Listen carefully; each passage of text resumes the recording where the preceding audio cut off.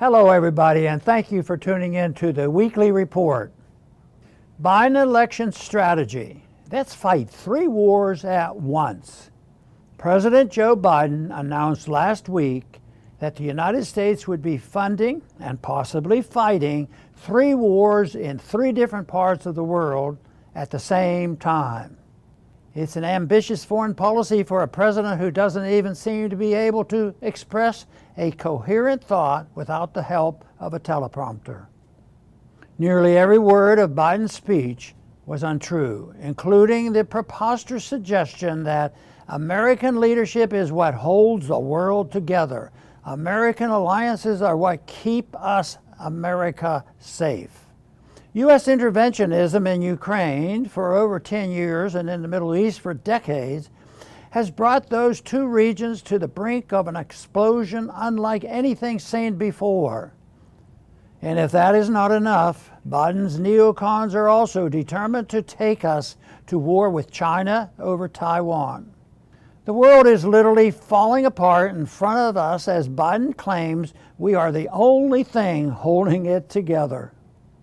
After a brutal attack on Israel by Hamas earlier this month, Israel declared war not just on the terrorists who attacked its territory, but on the entire population of Gaza itself. Israel's policy of collective punishment, razing Gaza to the ground, has inflamed Muslims from the Middle East to Asia to Western capitals. The anger rages more fiercely than we have seen in decades, perhaps since the founding of Israel in 1948. Yet instead of trying to help facilitate a ceasefire and a peaceful solution, Biden has poured gasoline onto the fire, sending 2 U.S. carrier groups and at least 15,000 troops while threatening war on Lebanon, Iran, and Syria if they intervene in Israel's war on the Palestinians. What might Russia do if the U.S. attacks Russian forces in Syria or Russia's allies in Tehran? Biden also repeated the line that Israel has the right to defend itself. While that may be true, it is not Israel defending itself, it's the U.S. government intervening to defend Israel. And as the entire Muslim world rages against Israel over the destruction of Gaza, how do we think they will feel about us as the financiers and the facilitators of that destruction?